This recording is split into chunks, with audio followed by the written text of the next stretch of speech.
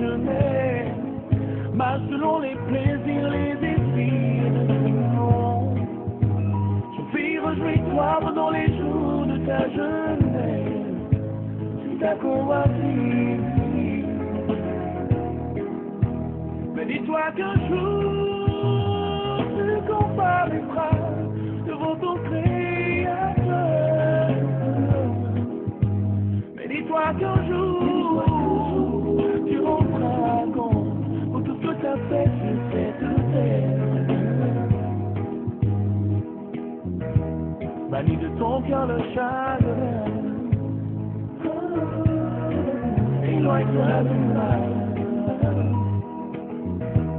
Souviens-toi de ton Créateur, dans les jours que tu vis, et qu'on se verra au paradis.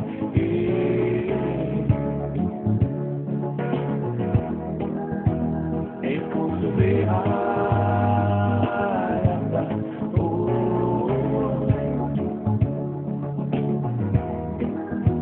Recherche la puissance, recherche la gloire, recherche le pouvoir que les hommes nous acclament. Mais que te sert-il de gagner ce monde, puisqu'un jour tu partiras, parce que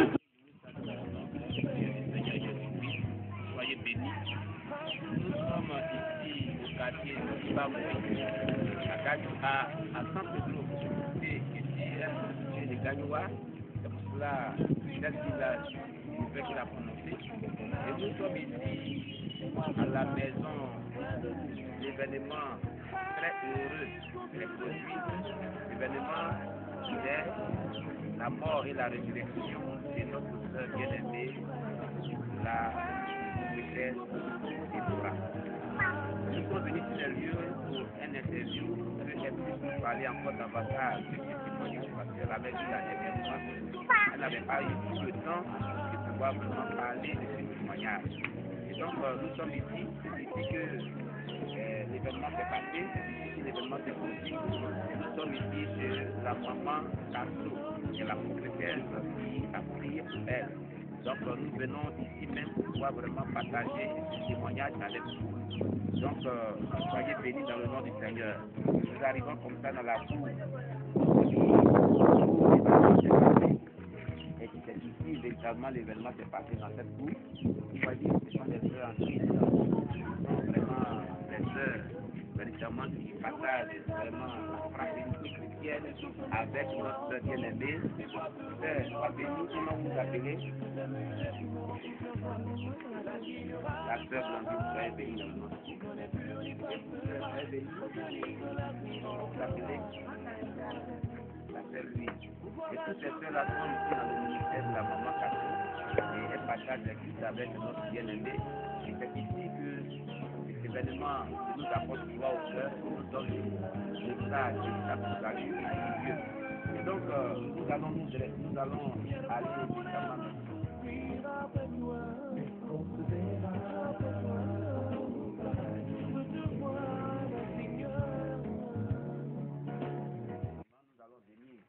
Ici même trouver la prophétesse Déborah qui est assise déjà. Prophétesse, soyez bénie. Comment allez-vous? Que le nom de Dieu soit béni. Nous sommes là pour cette interview et puis ce moment où nous allons partager ensemble. Vous allez parler encore de l'enfer et du paradis parce que la dernière fois nous n'avons pas vraiment expliqué tout ce que vous avez vu parce que le temps était très court. Et donc véritablement nous allons véritablement vous poser des questions pour en savoir plus davantage. Que Dieu vous bénisse. Voilà. Donc prophétesse, nous sommes là, nous allons rentrer dans le but du sujet. Nous sommes là, vous allez rentrer dans le but du sujet. Ok. Donc, prophétesse, nous sommes là pour que vous nous parliez encore et encore de l'enfer, du paradis, et vous nous expliquez à moins de détails ce que vous avez vécu, véritablement édifiant. Pour le corps du Christ, pourquoi? Parce qu'aujourd'hui, l'Église aujourd'hui, donc véritablement nous sommes là pour que vous nous parliez encore de ce témoignage édifiant. Voilà.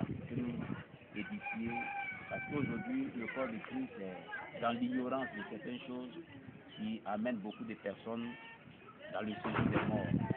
Aujourd'hui, on dit que Dieu, c'est le cœur qui regarde. Il ne regarde pas l'accoutrement, il ne regarde pas les tenues vestimentaires, il ne regarde pas vraiment tout ce qu'on embellit sur nos corps. Mais Dieu, c'est le cœur. Donc, véritablement, qu'est-ce que vous avez vécu? Vous allez vraiment nous relater. Je voudrais vraiment suggérer que vous nous relatez l'événement en 3 parties, c'est-à-dire votre vie avant la conversion, votre vie pendant la conversion, à partir du moment où vous êtes morte, et votre vie au séjour des morts, votre vie. Voilà ce que je voulais dire. Soyez bénis. On va prier le Seigneur. Notre Dieu, nous te rendons grâce. Nous voulons ce matin te confier ce moment. Pour que ce témoignage puisse véritablement faire du bien à toute personne qui va l'écouter. Nous te recommandons ta personne. Nous te recommandons ce moment. Nous prions pour ta main de grâce soit sur ce moment. Et que tu bénisses tes enfants au nom de Jésus-Christ. Amen. Vous avez la parole pour ce temps. Que le Seigneur vous bénisse. Amen. Bon, parlons de la vie sans Jésus. Il faut dire que bon, c'est pas une bonne vie qu'on peut souhaiter à une personne. C'est pas, si on veut donner conseil à quelqu'un, c'est pas pour lui dire que il ne faut pas aller dans les marchés où il faut être en Christ et puis avoir une vie de dévotion. Non. Quand j'étais pas encore convertie, je vivais une vie bon.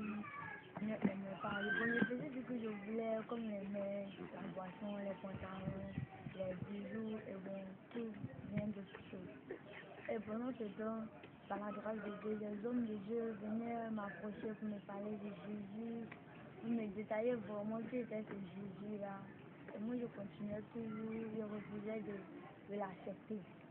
Et un jour, comme cela, il y a une maman cachée qui a dit à mon papa, ah, les communes seront de Dieu qui peut prier pour ta fille et ta délivrance. Et mon papa a dit, bon, on va partir essayer pour voir si elle peut faire sa délivrance. Donc c'était un dimanche, quand la maman est venue à la maison, vous dites que non, elle m'a prêté, nous allons à la vie. Par la grâce de Dieu, bon, j'ai rendu au lieu de culte. Pendant le culte, on était là, pendant que l'homme de Dieu était en train de prêcher, en train de parler, il parlait de Jésus, bon, ce jour, c'était un jour d'action de grâce. Et quand il prêchait là, après la prédication, il a dit, je vais prier pour ceux qui n'ont pas envoyé des cadeaux, même ceux qui ont envoyé des cadeaux, je vais prier pour eux aussi. Et j'étais assis là-bas avec une soeur, et je dis non, tout moi. L'homme de Dieu ne veut pas prier pour nous. Parce que s'il faut pour nous qu'on tombe, c'est pas tous les gens qui le veulent, donc on va prier pour nous.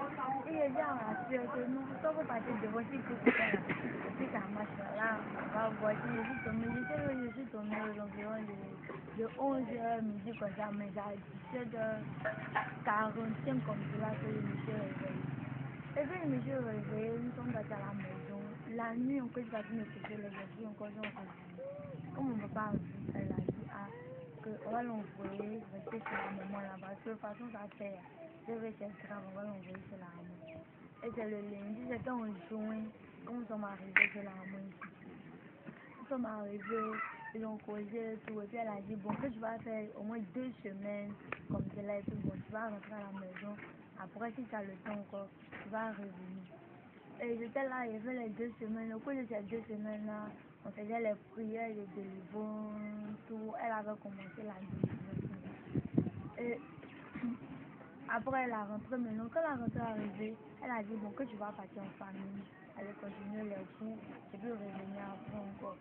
Donc j'étais là-bas, et puis il venait le vendredi soir, et puis il me revenait les dimanches après le cours. Et comme ça, je faisais jusqu'à ce que, bon, un vendredi, je viens ici pour rester, pour passer encore dimanche. Donc, j'étais là le vendredi quand on a commencé la prière. On a commencé à prier, elle a dit que, bon, on va faire une prière individuelle pour chaque personne. Donc tu vas venir au milieu, et puis tous ceux qui sont autour de toi, ils vont prier, faire une reconnaissance pour toi. Et on a commencé la prière, c'était à mon tour, j'étais au milieu, et on a commencé la prière. Quand on a commencé la prière, tout le monde m'a dit que sont manifestés comme les faux des eaux comme cela. Et elle a commencé la délivrance, elle a dit qu'aujourd'hui, on va faire tout possible pour finir la délivrance.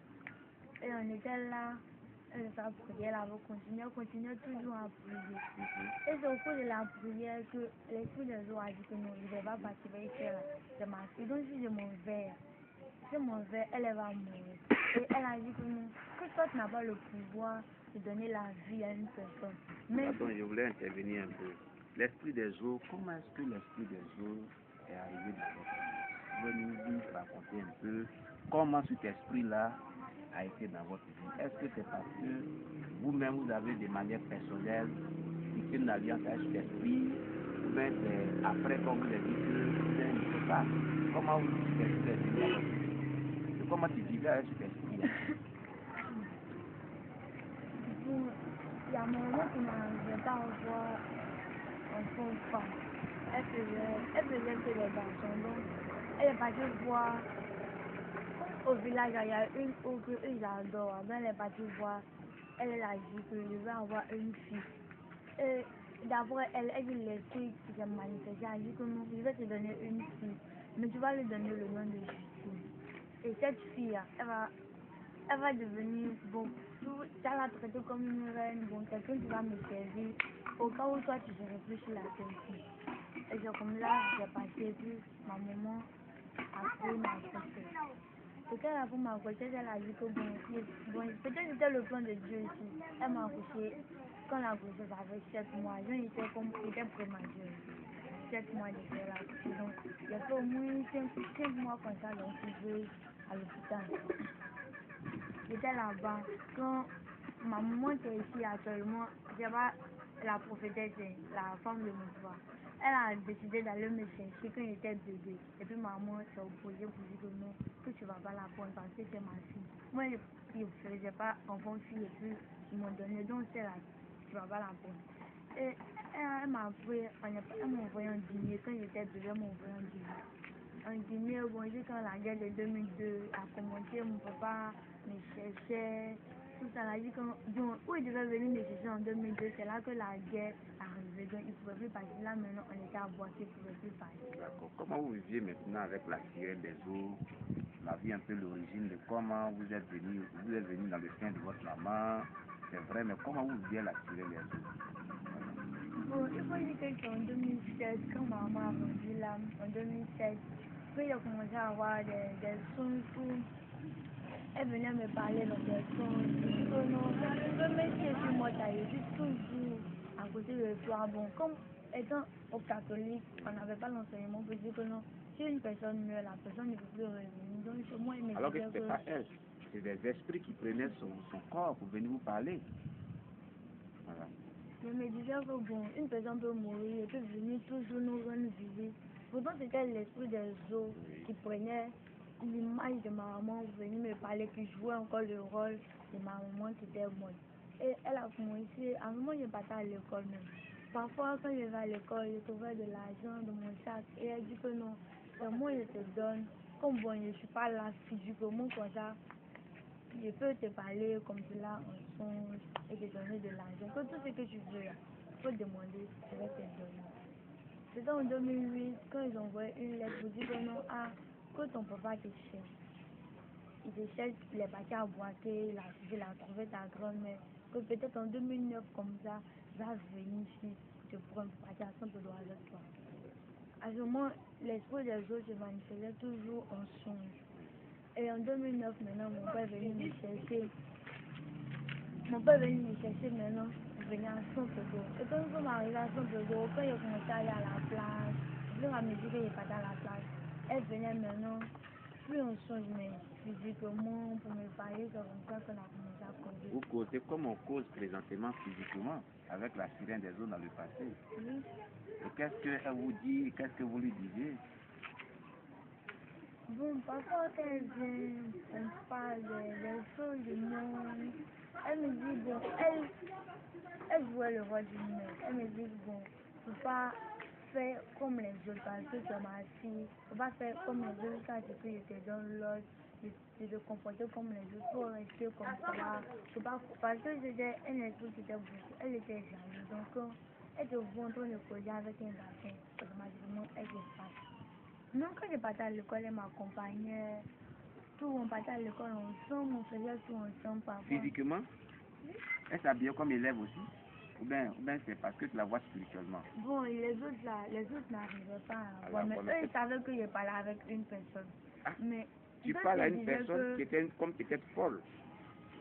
Donc, ils disaient que je parlais sur... Bon, comme il y a d'autres personnes qui marchent dans la rue, qui parlent seules, eux, je disais que je parlais seule, mais il y a une camarade, qui s'appelle Nicole, elle n'est plus là, elle est à fille, elle qui savait avec qui elle parlait, parce qu'elle était chrétienne. Et elle ne savait commencer à m'évangéliser. Elle savait que j'avais un esprit. Je parlais, un jour, elle m'a dit que non, c'est pas ton problème, tu as besoin de délivrer. Parce que c'est une esprit qui te fatigue que tu as besoin de délivrer. Que tu as besoin de délivrer, que c'est une esprit qui te fatigue. Donc c'est cette camarade-là qui savait ce que toi tu disais. C'est qui me disait que non, que je dois passer à l'église, que je vois un homme de Dieu pour l'expliquer ce qui s'est passé vraiment. Donc j'ai commencé là la ligne avec l'esprit des eaux à commencer au niveau des parents. D'accord. Maintenant, parlons du jour où votre délivrance réellement a commencé. Cette femme qui vous a envoyé ici, votre conversation en route, qu'est-ce qui s'est passé en route? La femme qui est venue dire qu'il y a une maman qui connaît au quartier du Maboué qui prie très bien. Comment elle s'appelait cette maman-là? Cette dame-là?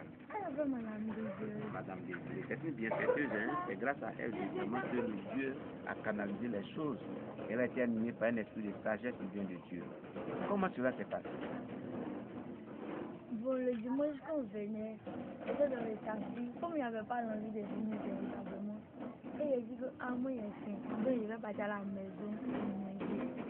Elle a dit que je ne peux pas partir à la maison, mais il y a le pain de ma fille ici. Elle avait une fille de 2 ans qui était dans sa main.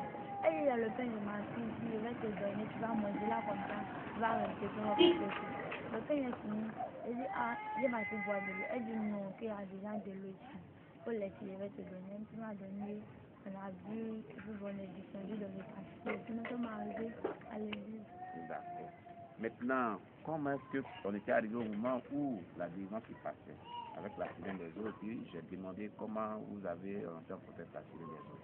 Racontez-nous maintenant comment la délivrance s'est passée, la conversation, c'était à ce niveau qui est arrivé, où la maman Casso, la professeur Casso disait que la sirène des eaux devait partir, et puis la sirène des eaux disait que c'est ma fille. Pourquoi est-ce qu'elle disait que c'était sa fille? Quel était le lien qui était entre vous? Bon, c'est parce qu'au niveau des paroles, déjà, il y a le son qui a été dicté. Parce que les gens a dit que non, je vais te donner une fille. Tu vas l'appeler Justine. Donc, enfant, il portait le nom de Justine. C'est ce que qu'elle me prenait comme sa fille. Comme elle se disait que non, c'est elle qui a donné l'enfant à ma maman. Et puis ma maman n'est plus. Donc, elle joue le rôle d'une mère. Bon, comme moi, il n'y avait pas la connaissance de la parole de Dieu. Puis bon, j'essaie de voir si c'est bon, si c'est pas bon. Mais moi, si je faisais avec, c'est comme ça. Continuez maintenant, pendant cette délivrance, la conversation. Et la maman a dit que non, que tu vas parler. Même si c'est ta fille ou c'est pas ta fille, tu vas la libérer parce que le Seigneur a besoin d'elle pour faire son mieux. Bon, c'est comme ça la conversation a continué quand elle est partie. Et quand elle est partie, elle a dit que non, où est mon verre? Elle ne va pas rester ici. Parce que j'ai suis là, elle ne peut pas rester sur la tête. Donc, elle est partie. Quand elle est partie, elle a commencé à avoir des maux de tête, mon corps a commencé à chauffer. Je suis tombée malade, un coup comme ça. Et elle dit à la mort que non, je ne me sens pas bien, que peut-être je vais mourir. Elle a dit non, que tu ne vas pas mourir, que où tu es arrivé là. Tu ne vas pas mourir parce que c'est le Seigneur qui a permis que tu arrives ici. Et le Seigneur t'a permis que tu arrives ici, ne va pas permettre ta mort. Quelque chose qui va arriver là. Tu ne vas pas mourir, tu vas vivre. Et là maintenant, je ne sentais plus ma respiration. Je sentais que je n'arrivais pas à respirer. Et lui a dit que lui n'arrive pas à respirer. Et il faut, de ton cœur, il faut dire le nom de Jésus, le nom de Jésus. C'est ce seul nom-là qui peut te sauver. Bon, comme il sentait le mal, pour dire le nom de Jésus, peut-être, vous voyez, c'est que je n'étais pas habitué à ça. Et c'est là, il a vu que, bon, la respiration passait. Et elle a commencé à prier pour dire, Seigneur, il faut faire grâce, il faut ramener ta soeur, faire grâce, il faut ramener ta servante. Et c'est là que j'ai rendu l'âme. Quand j'ai rendu l'âme, c'est comme mon âme est sortie de mon corps et mon âme est venue s'arrêter à côté de mon corps. C'est là que la maman là est venue toucher le côté, elle a dit, ah, que tu donnes, on dirait qu'elle a rendu l'âme. Et maman a dit que non, même qu'elle a rendu l'âme, le Seigneur va la ramener parce qu'il a dit qu'elle est venue pour sa délivrance. Et on n'a pas encore fini la délivrance et puis elle rend l'âme, que le Seigneur ne peut pas permettre cela. Et j'étais arrêtée, il y a même qui est venu, c'était vêtu en noir, et il m'a dit, allons. Quel était son aspect, cet homme? Bon, il n'était pas vilain. Simplement qu'il était habillé en noir, il n'est pas vu le visage, mais il n'a pas vu le visage, mais bon, il ne faisait pas peur en tout cas. Ok. Et il m'a dit allons. Et les cheveux nous sont battus. Mais pourquoi est-ce qu'elle l'avait suivi? Bon, comme il n'arrivait plus à rentrer dans mon corps, et puis les gens qui étaient autour de mon corps n'attendaient pas ce qu'il disait, et puis lui au moins on arrivait à communiquer. Et quand il m'a dit allons, il a dit bon, comme lui, moi et puis lui on arrive à parler. Au moins, je vais le suivre. Avec lui. Ok. Et les cheveux, quand nous sommes sortis de la maison, nous sommes arrivés là, c'est comme si... Pour filmer là, elle dit oui, elles sont arrivées là, puisqu'on est sur les lieux. Quand nous sommes arrivés sur la voie, Là. c'est comme si tout ici est devenu la voie. Maintenant, la route s'est agrandie, C'est élargi. c'est devenu large. Est-ce que c'est comme un goudron bien, c'est quoi? Bon, c'était comme un goudron, mais c'était plus large que... On ne peut pas comparer aux voies même qui sont en Côte d'Ivoire. Ah bon? C'était vraiment large. Et je vois qu'il y avait beaucoup d'hommes, il y avait des femmes enceintes, il y avait des enfants, il y avait des malades. Bon, il y avait des pasteurs, des prêtres, des gens qui avaient porté des habits de sœurs. Et il était en train de marcher auprès d'une femme enceinte qui passait aussi là-bas. Mais les gens qui étaient là, c'était les gens de toute race. Ou bien, C'était les gens de toute race. il y avait des Européens. En tout cas, il y avait beaucoup d'hommes. Et la maman qui marchait à côté de moi disait que comment ça peut on s'en va. Et puis bon, il fait chaud et puis on n'arrive pas à se retourner, mais on n'arrive pas depuis on marche sur moi, il fait chaud. Et j'ai dit bon, allons, on va voir, comme il y a beaucoup d'hommes, c'est que ça va, le camp où on s'en va là, c'est pas mauvais parce qu'il y a trop d'hommes qui vont là-bas. Et ainsi quand on a commencé à marcher, et quand on s'est rapproché de la côte, on sentait plus la chaleur de ce lieu, puis il y avait des cris qui faisaient peur déjà même. Des personnes qui étaient dans ce lieu qui faisaient peur déjà. Et la maman a dit que non, quand j'étais sur la terre, j'ai entendu parler d'un lieu où on dit que l'enfer, que quand une personne qui n'a pas accepté Jésus meurt, c'est ici la personne là se trouve. Que peut-être c'est dans le lieu là que nous on s'en va. Et on a commencé à marcher. Nous sommes arrivés devant la porte maintenant. Et l'homme qui était venu me chercher est venu. Et il a dit que non, je me présente. Moi je suis Lucifer. Et il a demandé, mais qui est Lucifer? Il dit Satan. Et la femme a dit. Quand il a dit Satan, quelle a été ton impression? Bon, quand il a dit Satan, moi ça m'a rien dit parce que il faut dire que je n'étais pas chrétienne, donc l'histoire de Satan et puis cette chose-là, moi je ne connaissais pas, donc moi ça m'a rien dit. Et la femme qui était à côté de moi avait peur, elle a entendu Satan, elle avait peur, parce qu'elle était chrétienne, sur la tête, puis elle est morte, elle est retrouvée en enfer, elle avait peur. Et il a dit, alors, et nous sommes montés, comme nous sommes montés, il a pris sa Bible, s'est arrêté devant moi. C'est une Bible normale, hein? C'était une Bible normale comme la Bible que nous utilisions. C'était une Bible normale. Il a pris sa Bible, il a dit que je vais te poser des questions. Il a dit je vais te poser des questions. Et quand il a pris la Bible, il a dit non. Il est écrit dans la parole de Dieu que la femme ne doit pas porter de vêtements d'homme. comme les pantalons que vous portez sur la terre.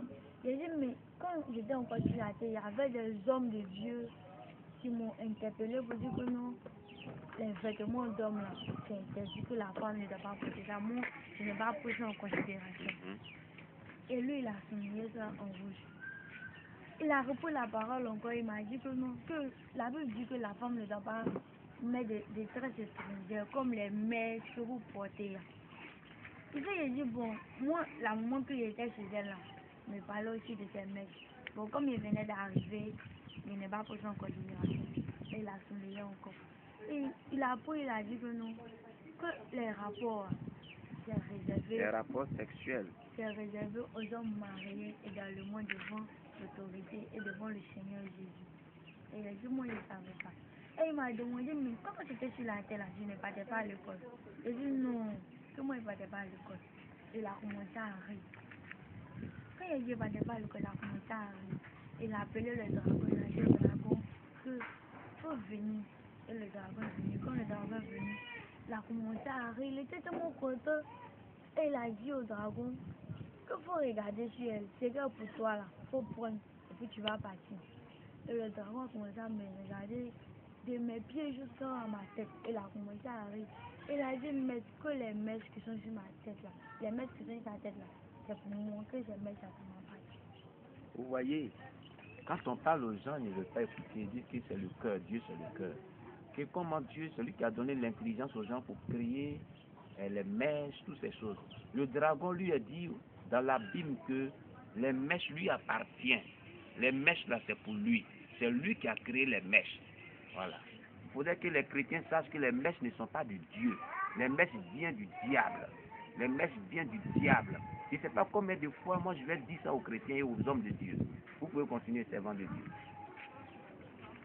Et il a dit que les mèches qui sont sur sa tête là, c'est pour moi. Donc c'est les mèches que je vais récupérer.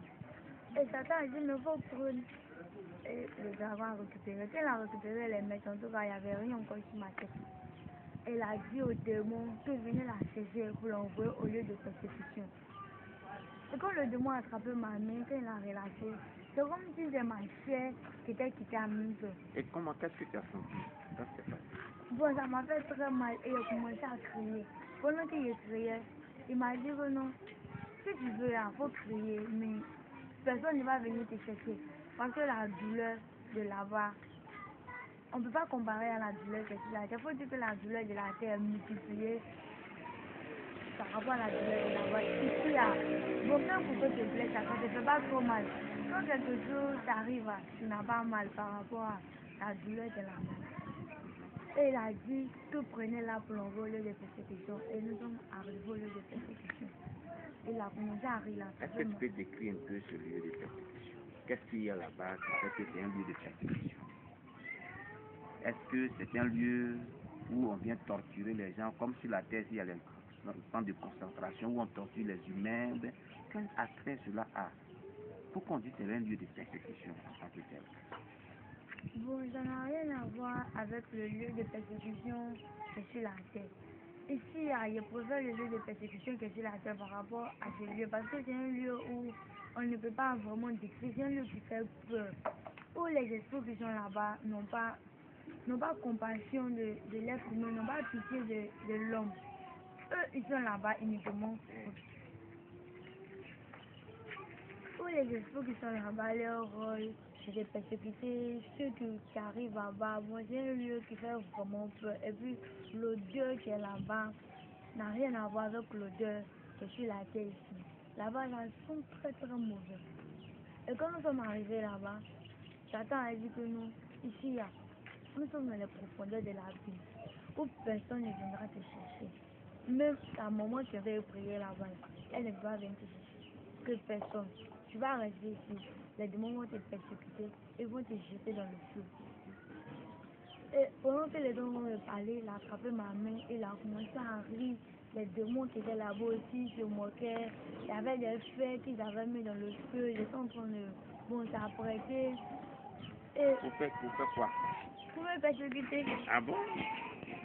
Non, ils voulaient te persécuter.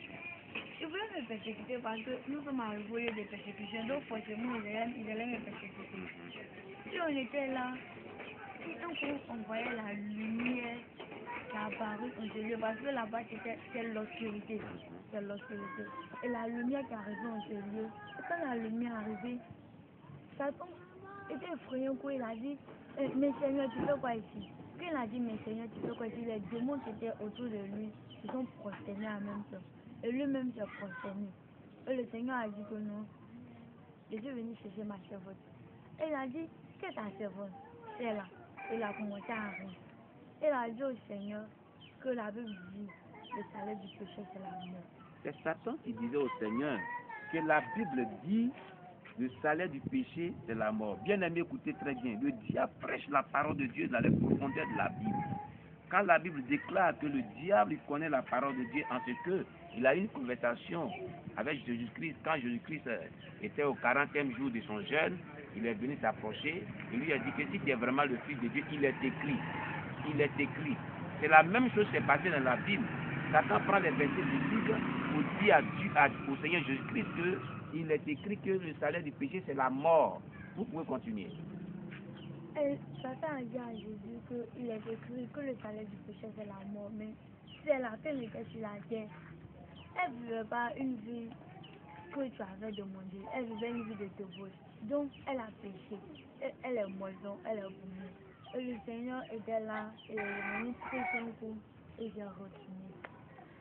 Je vais souligner quelque chose, parce que la servante de Dieu, la maman Kanso, n'est pas là. Elle est très occupée dans ses activités de couturière. Elle nous avait dit comme cela que pendant qu'elle était morte et puis, elle était en train de converser, le diable était en train de converser avec le Seigneur. Elle ici, Dieu lui avait fait cette grâce d'entendre cette conversation avec l'esprit de révélation que Dieu avait envoyé sur ce lieu-là. Et donc, elle aussi, elle parlait aussi dans la prière. Voilà. Je peux continuer. Et le Seigneur était tellement triste qu'il est retourné sur son trône. Quand le Seigneur s'est retourné, Satan a commencé à rire. Et il a dit, tu vois, même le Dieu même de compassion ne peut pas venir te chercher parce que ici, il connaît la parole et lui qui veut dire sa parole pour l'accomplir. Et il était là, il était toujours en joie et riait. Quelques minutes après, le Seigneur est revenu encore. Quand le Seigneur est revenu, il dit, je suis le Dieu de grâce.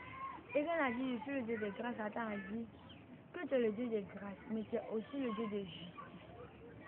Vous voyez, il a appuyé encore pour dire, c'est vrai, c'est le Dieu de grâce, mais tu es le Dieu de justice. Je crois que le diable faisait tout ça pour te maintenir, pour avoir la main sur toi, parce que Dieu veille sur sa parole. Dieu veille sur sa parole, bien aimé. C'est pour cela, souvent, il faut prier en prenant appui sur la parole de Dieu, pour présenter la parole de Dieu dans nos prières. C'est très utile. Si le diable lui-même, il plaide, il est en train de plaider auprès de Dieu pour avoir notre bien-aimé. Et il utilise les versets bibliques pour contrarier Dieu.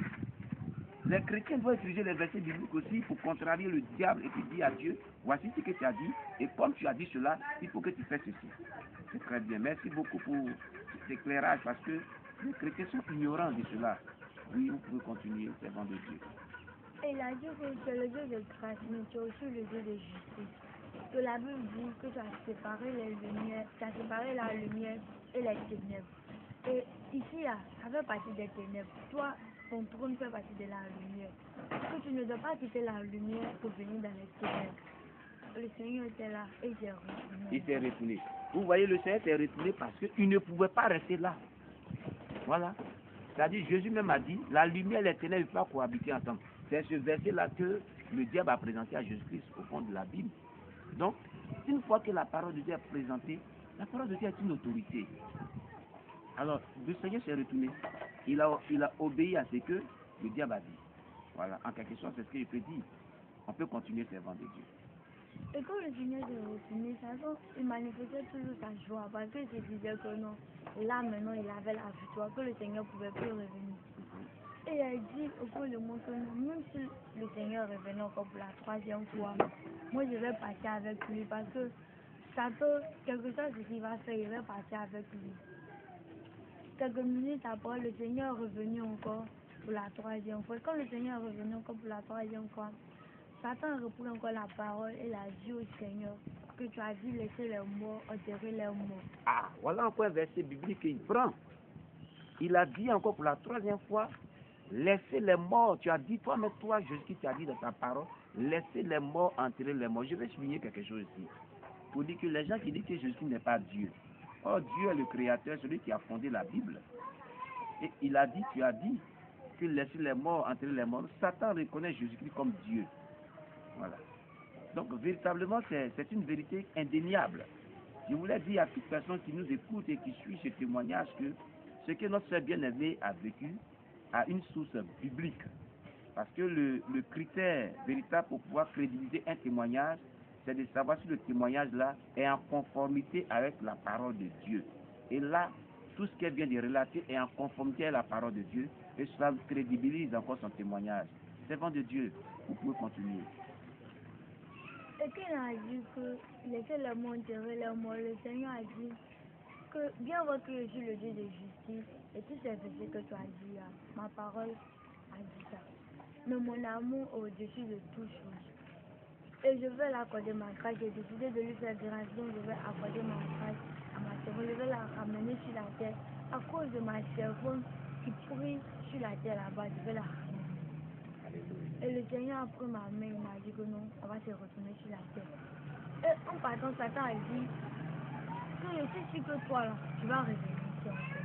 Que quelque chose qui va se passer là. Moi, je vais faire tout possible pour te ramener ici, parce que tu es pour moi. Ok, je voulais dire quelque chose. Vous voyez, le diable ne lâche pas prise si facilement. Il s'est senti vaincu là, mais n'a pas abandonné le combat. Il a dit, je suis sûr. C'est la foi qu'il a manifestée. C'est une foi démoniaque. Malgré qu'il a été vaincu, il dit, je suis sûr, c'est-à-dire il est certain qu'elle va revenir ici parce qu'elle lui appartient. Les chrétiens devaient avoir une foi très très élevée que la foi de Satan. Il y a des chrétiens qui n'ont même pas de foi. Satan, même quand bien qu'il est vaincu, mais il persévère encore dans la foi. Vous voyez? Parce qu'il disait qu'elle lui appartenait. Et qu'est-ce que toi tu as dit à Satan quand il a dit? Bon, moi je n'ai rien dit parce que j'étais tellement heureuse de pouvoir revenir sur la terre que bon, tout ce qu'il disait là, ça m'intéressait pas. Mon souci c'était de venir sur la terre. Et le Seigneur a dit que non, nous allons partir. Et la femme m'a déposé sur le chemin qu'on avait emprunté pour rentrer en ce lieu. Et il a dit que non, les anges vont venir te chercher pour te ramener à la maison. Et lui s'est retenu et les anges sont venus. Quand les gens sont venus me chercher, les gens ont dit bon, nous allons aller à la maison et ils ont emprunté le chemin de la maison. Et nous sommes arrivés, nous sommes descendus là. Ici? Oui, À ce temps-là, il n'y avait pas les tables là. non, il n'y avait pas les tables, mais C'est juste sur la route là. sur la route là, nous sommes descendus. Vous voyez ici, c'est une voie non bitumée et les gens passent là et c'est là que vous êtes descendus. Et spirituellement, quel était l'aspect de ce lieu? C'est la même chose comme cela quand vous êtes descendu? Non, quand nous sommes descendus, ce lieu n'était pas comme là. Ce lieu était comme la boue où il y avait des asticots qui jouaient dedans. Donc la terre est représentée comme des asticots. J'ai eu plusieurs témoignages des morts ressuscités qui ont dit lorsqu'ils sont dans le ciel, quand ils viennent sur la terre, quand ils regardent la vue du ciel à la terre est comme la boue effectivement. Et il y a des vers, il y a des asticots qui se promènent que tu peux pas accepter de descendre sur cette terre. Plusieurs personnes sont mortes ressuscitées, dont j'ai les témoignages, ont véritablement parlé de cela. Vous dites que ce qu'elle dit est vrai, car Jésus dit dans sa parole, le témoignage de 2 personnes est vrai. Nous pouvons continuer. Nous pouvons continuer. Et quand nous sommes descendus, l'ange a dit que nous allons rentrer. Nous sommes rentrés dans la maison. Quand nous sommes rentrés dans la maison, le corps était couché là. Pendant que les autres ont commencé à pleurer, pleuraient toujours. Et la maman, elle continuait toujours à prier pour le Seigneur, pour la ramener maintenant. Et la maman qui était à côté a dit, mais il faut appeler ses parents pour dire que non, que leur fille qu'ils ont envoyée là est morte. Ils vont venir chercher le corps pour l'envoyer à la mort. Parce que ça fait déjà un jour qu'elle est partie, mais tu pries, elle ne revient pas. Donc appelle ses parents pour les avertir de ce qui s'est passé ici. Et la maman a dit non, je ne vais pas appeler ses parents parce que le Seigneur m'a dit qu'elle va revenir. Et je suis sûre qu'elle va revenir. C'est qu'elle va venir que je vais appeler ses parents. Et l'ange a dit que nous faut rentrer dans son corps. Et je voyais le corps comme si c'était un corps qui était décomposé, où il y avait toujours des asticots dedans. Et il dit à l'ange que non, moi je ne vais pas rentrer dans un corps qui est décomposé comme ça, puis tu me demandes de rentrer dedans. Et l'ange a dit, mais c'est le corps que tu entretenais quand tu étais sur la terre que pour rentrer. Si tu ne veux pas te rentrer, on va te ramener dans le lieu où tu es quitté. Et il a dit, bon d'accord, je vais rentrer.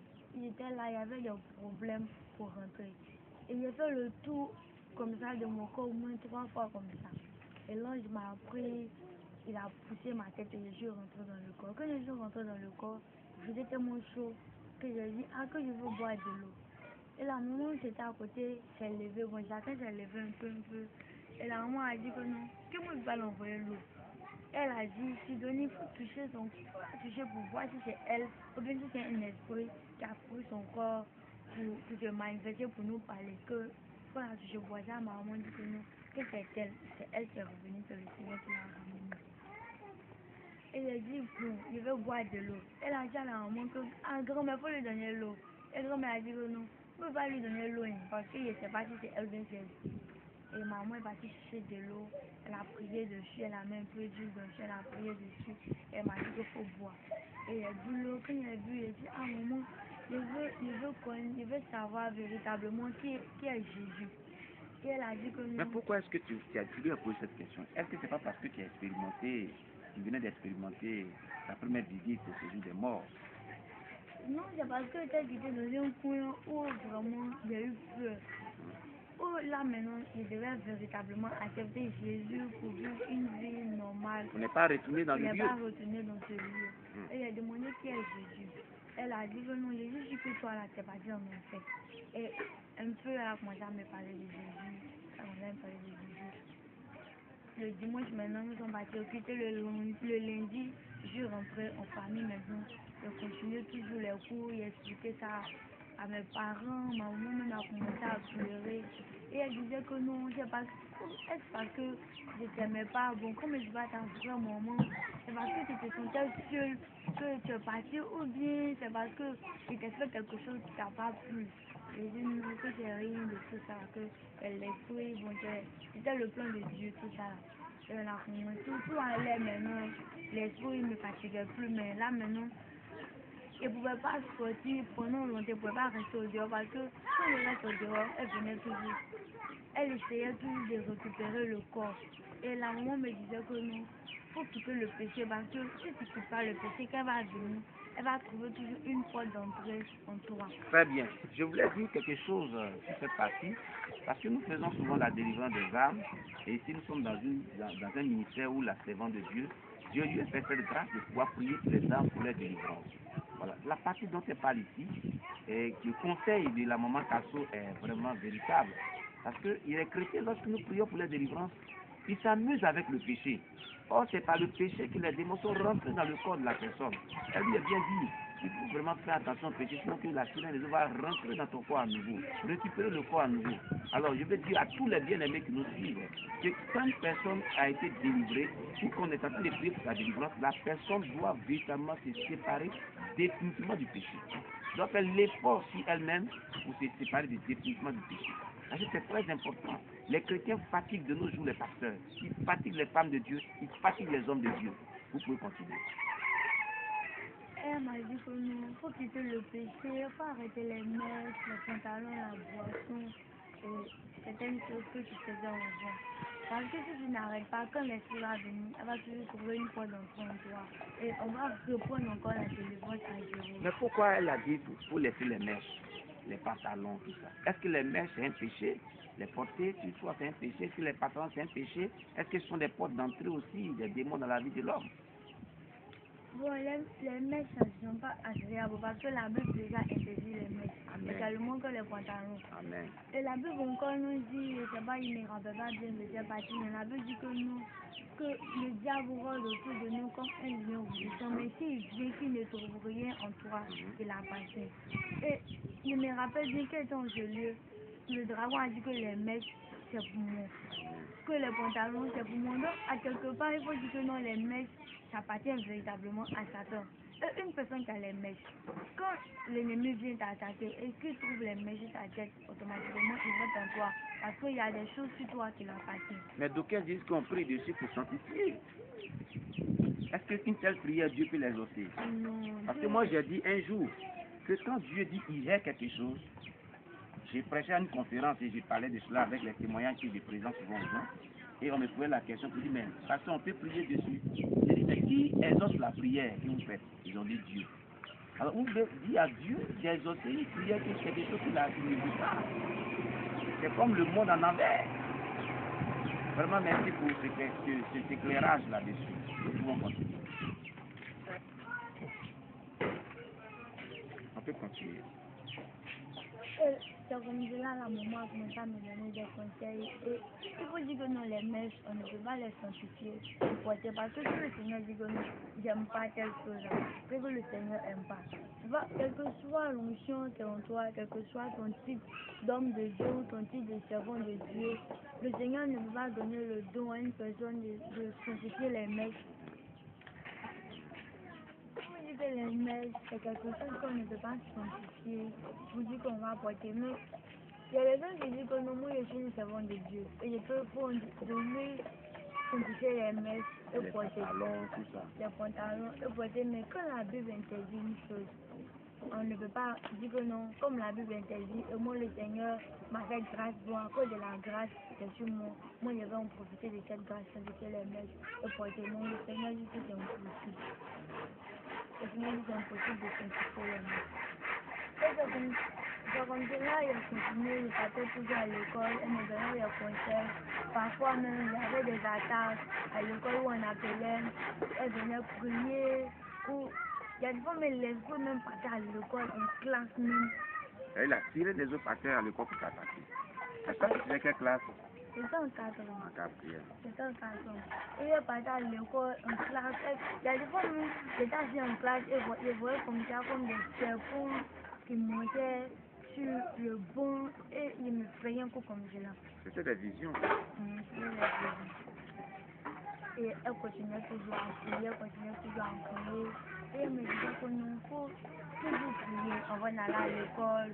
Et même quand tu arrives en classe, il faut prier, il faut réclamer la présence de Dieu. Parce que l'esprit des jours qui t'a libéré est très en colère. Et elle ne va pas accepter de te perdre comme cela. Elle ne va pas accepter que faut rester attaché à Jésus. Parce que c'est lui seul qui peut te délivrer. À part lui, aucun autre Dieu ne peut te délivrer.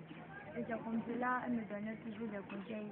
Il donnait les vendredis, il partait les dimanches.